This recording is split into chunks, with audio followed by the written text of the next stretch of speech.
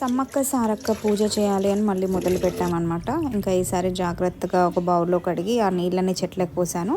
నేను గడప కడిగేసి పసుపు రాసేసి దానికి ముగ్గు వేసి ఫ్లవర్స్ కూడా పెట్టాను.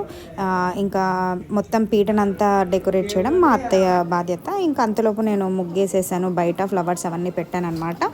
ఇది కూడా మనము జాతర వెళ్ళే ప్రతిసారి ముందు ఇంట్లోనే ఒకసారి పూజ చేసి అయితే చీరలు పెడతామో అవి మనము కట్టుకొని వెళ్తామన్నమాట.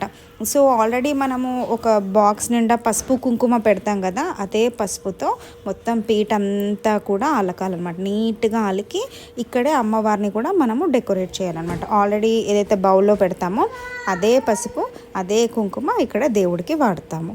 మళ్ళీ ఆ బాక్సెస్ ఏం చేస్తాం, కొత్తగా ఆల్రెడీ అంటే ఎప్పటివరకు ఫిల్ చేసిందేమో ఇక్కడ వాడుతున్నాము, మళ్ళీ ఫిల్ చేసి అమ్మవారి రూపంగా పెడతామన్నమాట. ఏంటిది అత్తయ్య? ఏమగండం పొద్దుగాలు ఉంటుంది, రావుకాలం అవి లేకుండా చూసి పెట్టుకోవాలి.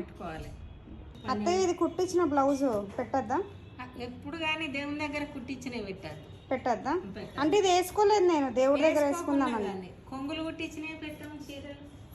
సర్లే, అయితే దీనికి ఏం కుట్టిలేదు, ఫాల్ కూడా కుట్టిలేదు. పెట్టైనా సరే. పీకో ఫాల్ ఏది కుట్టించకుండా పెట్టాలంట అమ్మవారికి. ప్రతిసారి కొత్త విషయం అయితే తెలుసుకుంటున్నాను. నేను హెల్ప్ చేశాను, బొట్టు పెట్టాను అనమాట. ఇంత బొట్టు పెట్టాక కూడా మా అత్తయ్యకి సాటిస్ఫాక్షన్ రాలేదనమాట. చెట్టుకు పెట్టలేదు, అక్కడ పెట్టలేదు అని చెప్పి మళ్ళీ తను కూడా అక్కడ పెట్టిందనమాట.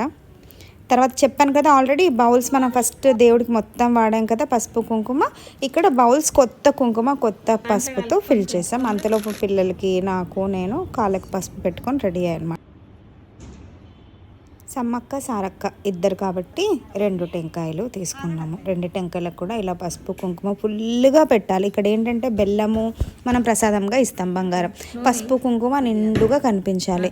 బియ్యంలో పసుపు కొంచెం నూనె వేసి కలిపి పెట్టాను.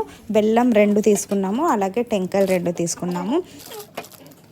2 చీరలు పెట్టాలి కాబట్టి అత్తయ్య ఒక చీర, నేను ఒక చీర, 2 చీరలు పెట్టాము. అలాగే కోడిని మనము దేవుడికి చూపించే ముందు కొంచెం బెల్లం కలిపిన నీళ్ళు తాగిపించాము.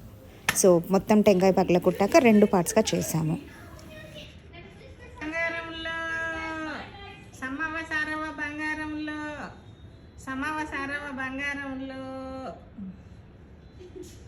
సమ్మక్క సారక్క బంగారం అని చెప్పి ఇంట్లో వాళ్ళకి కాకుండా 5 మందికి పంచుతుంటాం. ఇంట్లో కాబట్టి ఇట్లా కొంచెం కొంచెమే తీసుకున్నాము. అక్కడికి వెళ్ళినప్పుడు ఇంకా కేజీస్లో మాత్రమే తీసుకుంటారు.